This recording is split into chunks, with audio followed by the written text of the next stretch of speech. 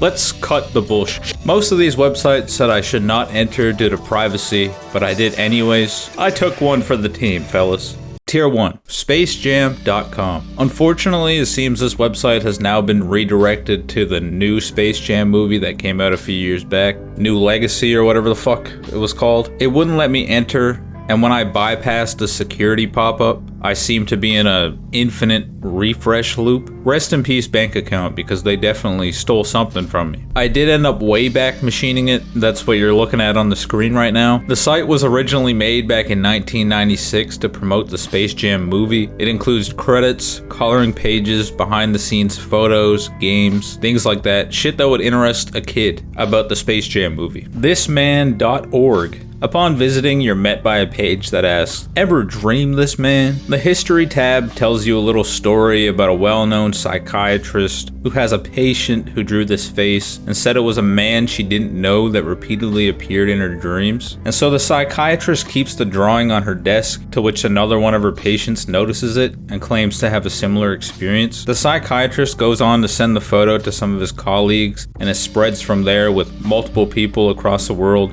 recognizing the photo as someone they referred to as this man. There's also a dreams tab that recounts some of the dreams, some of which having different backstories, ranging from him being a handsome Brazilian school teacher with 6 fingers, someone saw him in a mirror, someone claims they fell madly in love with him and that he treated them like royalty, buying them gifts and taking them on dates. There's a range of theories about what it means to dream about him, like him being a god, a symbol from the collective unconscious that appears in tough times, etc. There's also a In the World page where people print off their own copies of this man and staple him to telephone poles and shit. I hate to be the bearer of bad news, but this man was a marketing stunt created by Andrea Natella in 2008. Zombo.com. Upon visiting, you see a colorful background and hear a calm voice repeatedly saying things like, "Welcome to Zombocom. You can do anything at Zombocom. The only limit is yourself." This is Zombocom,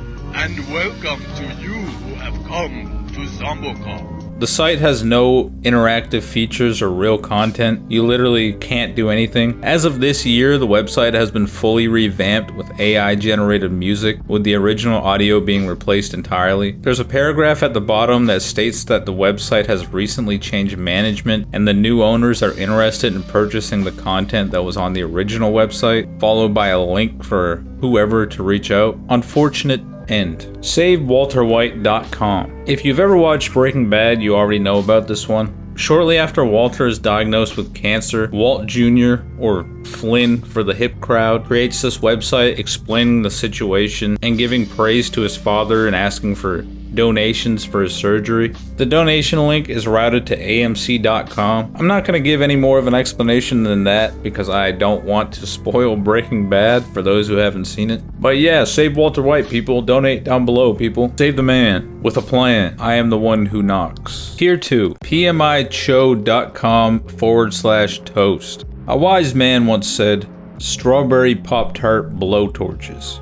It's a website detailing an experiment by a man named Patrick Machode, based on an article that claims that if a strawberry Pop-Tart fails to eject from the toaster, it emits a flame similar to that of a blowtorch. The webpage includes photos of this experiment, concluding with that though the toaster did emit a sizable flame, the result was not as good as they would have liked. Cameronworld.net. I initially thought this was a website that was created 30 years ago that the owner just kept adding on to, but after reading some articles about it, I found that it was actually created in 2015 as more of an ode to old GeoCities websites. The website does date back to 2003, but is not, I repeat, is not what it is today. Seems like a lady named Cameron owned the website to sell some sort of adult services. It is really cool in its current state though. You could easily find yourself sinking hours into discovering things that may be hidden inside. Ghosttown.com was a website from the late 90s that documents abandoned towns across the US and Canada. It's organized by state and lets you browse individual ghost towns accompanied by descriptions, photos,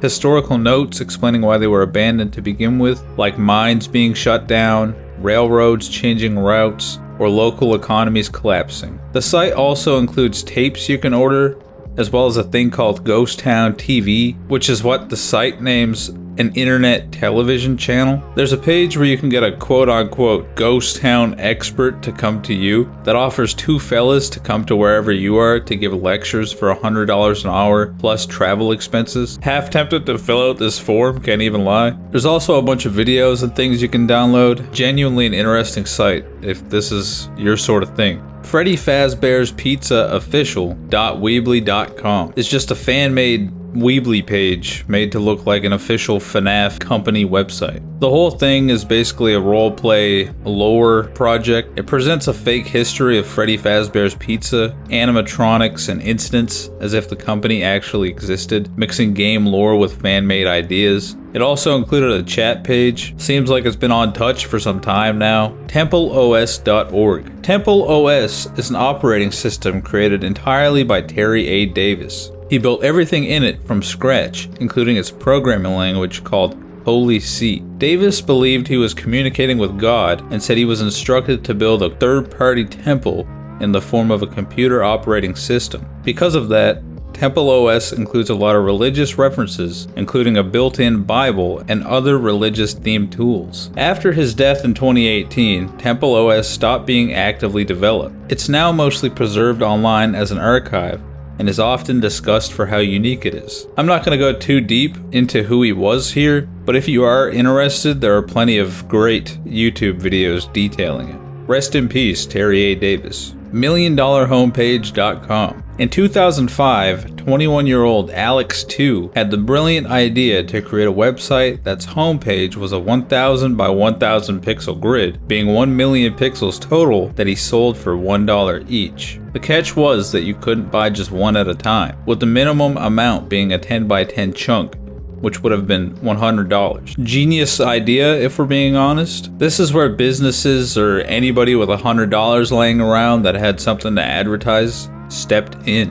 Each buyer got a tiny image or logo placed on their block with a clickable link to their website, as well as a message that appeared when you hovered the pixels. The website blew up fast and in the end amassed $1,037,100, with the last pixels being auctioned off on eBay for $38,100. Fast forward to current day and the website still remains untouched as a permanent collage of ads. I clicked through a few of these links, but unfortunately most of which reroute you to sketchy websites like casinos, websites archived to the Wayback Machine, and a shocking amount of domains for sale. Naturally, most of these have a hefty price tag, despite the URL being something so specific, probably because they are tied to this website. There's also a lot of blatant scams. Surprisingly, there was a lack of porn. NetAnimations.net was a website that collected and hosted animations, mainly GIFs and Flash files. Basically a stripped down version of Newgrounds, but more focused on simple web visuals and novelty animations than games or interactive content.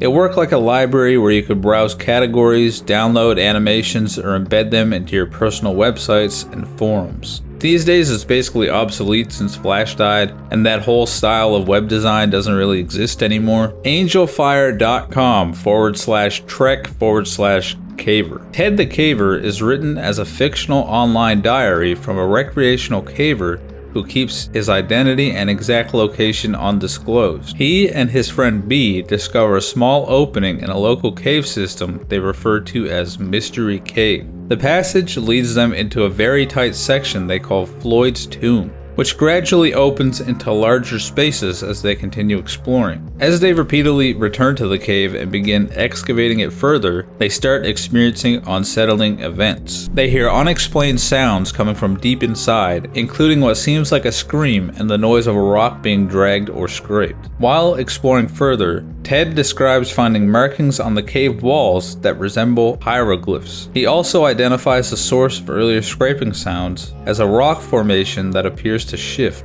revealing another passage beyond it. After encountering this, Ted and B retreat to the surface in a state of fear. Following these events, Ted experiences nightmares and hallucinations connected to the cave. In a final entry, he states that they plan to return equipped with additional gear, including a firearm, but after the post, the journal stops updating abruptly, leaving the outcome unresolved. Tier 3. Fogcam.org is a live webcam project at San Francisco State University started by two students, Jeff Schwartz and Dan Wong. It just continuously uploads snapshots from campus every 20 seconds or so. It's pretty much a static webcam feed pointed at different spots around the university, mostly capturing normal campus life and a lot of fog, hence the name. Over the years, the camera has been moved around different locations on campus whenever needed. It's considered one of the oldest continuously running webcams on the internet, and it's still running today. Go check it out, man. See what the San Francisco State University is doing right now. Things My Girlfriend and I Have Argued About.com was a personal website by British writer Mill Millington where he wrote down arguments he had with his then girlfriend, now wife. Some of these are leaving the kitchen door open,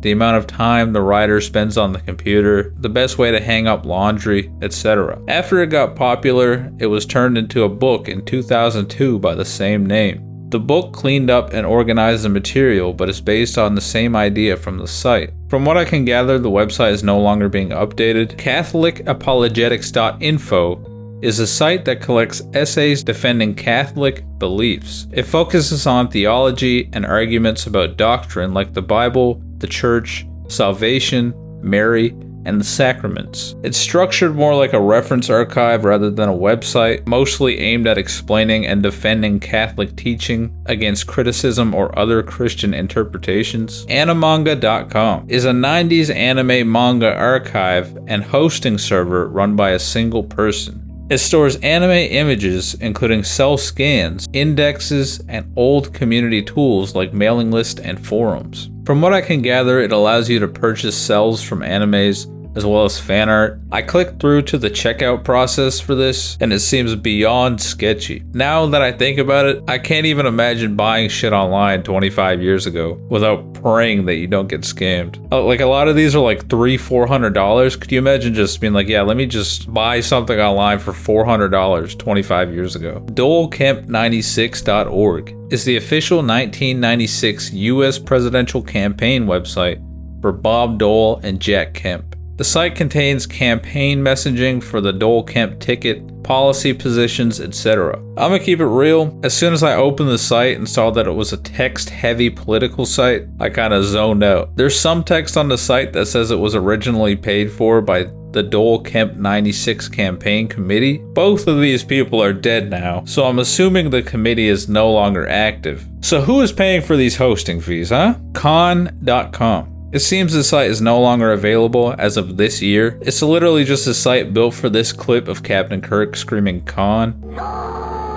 It's actually not even a clip, it's just two stills, one with Captain Kirk's mouth closed and one with it open every time he says Con. WorldOfNintendo.com is a fan-made Nintendo archive site that collects cheats, walkthroughs, passwords, and game information for systems like the NES, the SNES, the N64, the Game Boy, and the GameCube. I've actually been to this site quite a few times myself. I've dabbled into NES a few times myself. We don't talk about that. It's entirely text-based, so probably not the ideal place to find manuals or guides in the Big 26, but still pretty cool. Hiking.com.hk functions like a web index or a resource hub for hiking in Hong Kong. The site collects and lists hiking-related content such as trail information, photos, and links to other hiking pages and resources, mostly focused on Hong Kong country parks and routes. The site is entirely not in English, but it's often described as a Hong Kong hiker's kiosk.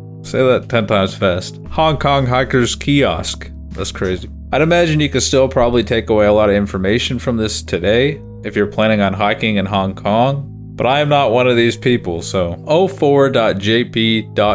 Okay, so this website is not in English, and my translator wouldn't work, but apparently jp.org was a hosting service back in the day, and 04 is a site that's being hosted. Makes sense? So what I've gathered is that this is a blog of some sorts, but is most notably a source for bitmap fonts. I found the guest book, and people still to this day use resources provided on this website. Most of the site I had to manually copy paste to Google Translate because my browser's translate wouldn't work. And one of the only things that it picked up on was every time I sneeze, There is a feeling that something in my head can bounce like a bite of the sea grape, and then the feeling of warmth spreads under the scalp. It is probably slowly dying. Banger. It's a Midwest emo band name right here. Every time I sneeze, there's a feeling.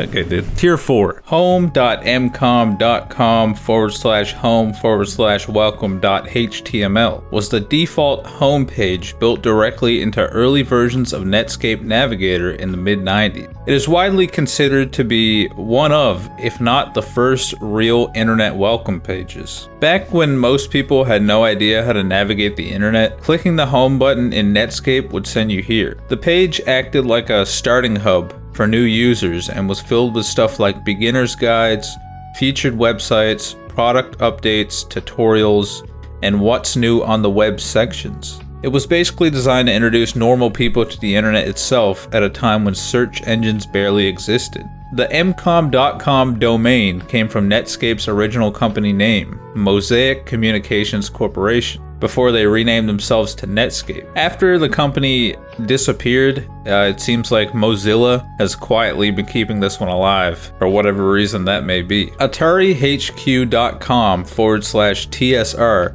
was a Nintendo fan-made site started in 1996 by gaming writer Kevin Gifford. The website became pretty well known in retro gaming circles because it focused on stuff most Western gaming sites often ignored, especially obscure Japanese Famicom games, weird bootleg consoles, imports, prototypes. It was just like a place where people would find information about games. It stopped getting updates around the year 2000. McSpotlight.org was launched in 1996 by a volunteer activist group called the McInformation Network during the massive McLibel case. The whole thing started after McDonald's sued 2 London activists over a leaflet called "What's Wrong with McDonald's?" McDonald's expected an easy win, but the case completely exploded and turned into the longest trial in English legal history. Instead of relying on newspapers or TV coverage, the website became famous because it used the internet instead.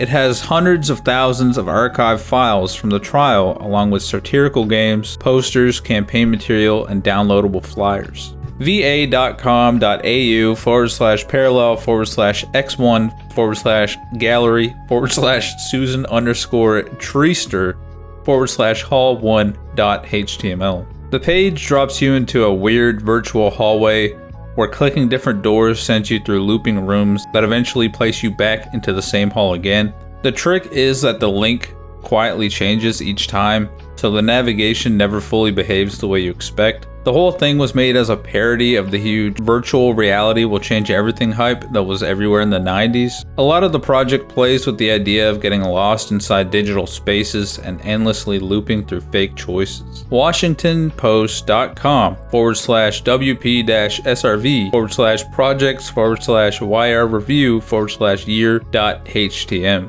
is the Washington Post 1996 year in review that lists events of note from that year, like the Unabomber, Bill Clinton, and the Washington Post starting their website. Tier 5. Arngren.net is just a Norwegian online shop that never really updated its design, but the page is so tightly packed that it's almost unreadable. Deathdate.info is one of those death calculator sites. You fill in basic stuff like age, height, weight, habits, etc., and it gives you a fake predicted date of when you'll die. I remember when I was younger and finding this site, I'm putting everybody I knew into it and genuinely stressing out about when they'll die. Classic. What do you mean my dog is gonna die tomorrow? Please. HailSatan.co.uk was created by a group calling themselves Digital Criminals International. I can't find much information online about this, but from what I can gather, it's likely either a place where someone hosted links and images pertaining to their hobbies, or an edgelord trying to be edgy. There's things on here about computers, links to buy guns and things similar, pictures with satanic imagery. There's also a page that shows you your IP, stating that they've been waiting for you, making me lean towards edgelord side. But then there's pages breaking down the cost of their PC, or offering custom PCs or something. Man, I don't even know. 666ismoney.com is the personal website of Raquel Baranow. It's basically a huge block of manifesto text arguing that money is a harmful system. What makes it stand out is the contradiction. Despite being anti-money, the site also lists actual desert land for sale in Arizona. So it's half political rant, half personal archive, half real estate listing. While digging into it, I also came across a YouTube channel that follows similar themes, with long, rambling, almost locally broadcast style videos about unrelated or hard to follow topics. That led me to another YouTube channel that was posting the same content up until about a decade ago, where it stopped and started posting nature videos instead. Link through that was a Facebook profile belonging to Raquel, which appears to still be active as of 19 hours ago. This seems like one big rabbit hole. It's hard to tell if it's satire or mental illness, but to keep the bit up for 20 years with little to no traction is insane dedication. Superbad.com. When I first saw this one, I thought maybe it'd be like a promotional website for the movie Superbad that hasn't been touched since the movie came out. But no, it's an experimental web art project created by graphic designer Ben Benjamin about 10 years before the movie came out. The website is designed like a giant maze of weird interconnected pages filled with strange images, cryptic text, animation, random sounds, hidden links. You click through endless pages with almost no explanation, which is why a lot of people originally thought it was some kind of ARG or mystery project. There are supposedly over 100 interconnected sections and hidden hubs inside the site. People keep rediscovering this site and making an attempt to solve it before eventually realizing that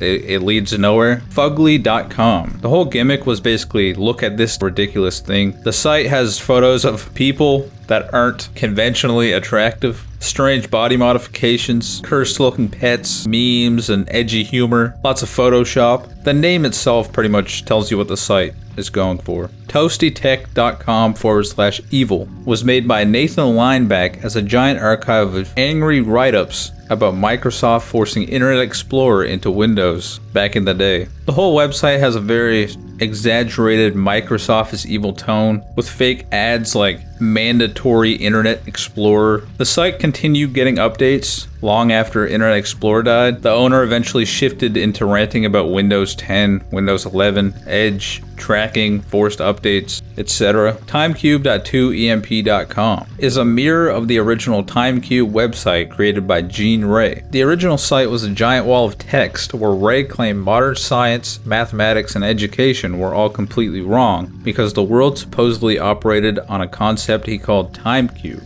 According to him, every day actually contained 4 simultaneous days occurring at once, and he believed that academia was hiding the truth from humanity. Gene Ray died in 2015, so the website disappeared, thus the mirror. Tier 6. Heavensgate.com. Heaven's Gate was a UFO religious cult led by Marshall Applewhite and Bonnie Nettles. The group believed Earth was about to be recycled and that members could ascend to a higher extraterrestrial existence by leaving their human bodies behind. In 1997, 39 members died in a coordinated mass suicide in California, believing they would board a spacecraft, supposedly following a comet. The website itself was originally made and maintained by members of the cult before the deaths. It contains long religious, philosophical writings, FAQs, audio recordings, exit statements from members, and explanations of their beliefs about aliens, souls, human bodies, and the next level. The site never disappeared, continuing to be run by former members who didn't participate in the suicide pact. Pixyland.org/Peter Pan is the personal website of a guy who's famous for fully committing to a Peter Pan inspired identity in everyday life where he dresses in costume. A big part of the site is him documenting appearances at events, photo shoots, and interactions. UFOEvidence.org is a giant database of information about UFOs. A lot of the content is a mix of documented or historically known UFO cases, eyewitness reports submitted by individuals, interpretations about aliens, government secrecy, and unexplained aerial phenomenons. It hosts both user-submitted material as well as historical material, like military reports, government programs such as Project Blue Book and astronaut sightings. You spin me right round baby.ytmnd.com. Meatspin. Next question. Impressive.net/games/Barney/fun.cgi. This is a website where you essentially kill Barney. It is extremely simple. There's no animations. you just select a way you want to attack Bernie, like knife, gun, axe, Uzi, shotgun, motorcycle, or cannon. And each time you click him, it's just another photo with what you last did done to him. The top text tells you about Bernie's deteriorating condition, like Bernie is slightly wounded, Bernie's condition is rapidly deteriorating, Bernie could use some medical attention. He eventually dies and becomes somewhat foul-smelling. To think that somebody sat here and did this for hours. Tier 7. evuld.blogspot.com. I honestly don't think there's anything weird to see here. It's literally just a blog. Apparently it was written by a man known as Dan, or more commonly known as Evil D, I guess. Doesn't seem like it's been updated since November of 2008. It's just a man talking about soccer,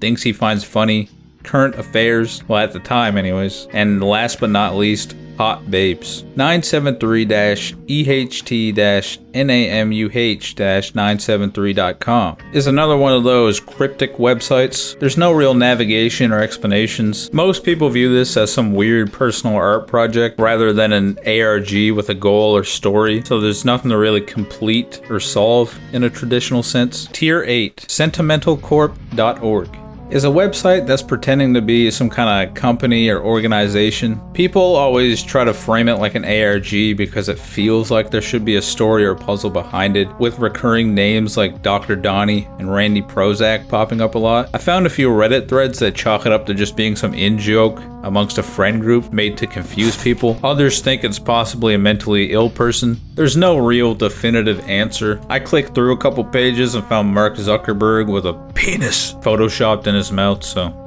you know how it'd be. Just one of those things, man. Just one of those things. Jesus-is-savior.com functions like a personal online ministry page, heavily focused on sermons, essays, and commentary written by its creator, David J. Stewart. It presents itself as defending King James Bible Christianity while strongly criticizing a wide range of groups. The content is very anti-modern culture, where it often calls out music, celebrities, other religions, basically anything he sees as sinful. Lots of controversial opinions. 9/11 was an inside job. Aborted babies feel pain. Says that homosexuality is a sin. Feminism is evil. Alcohol kills. I mean, he makes a point with that one.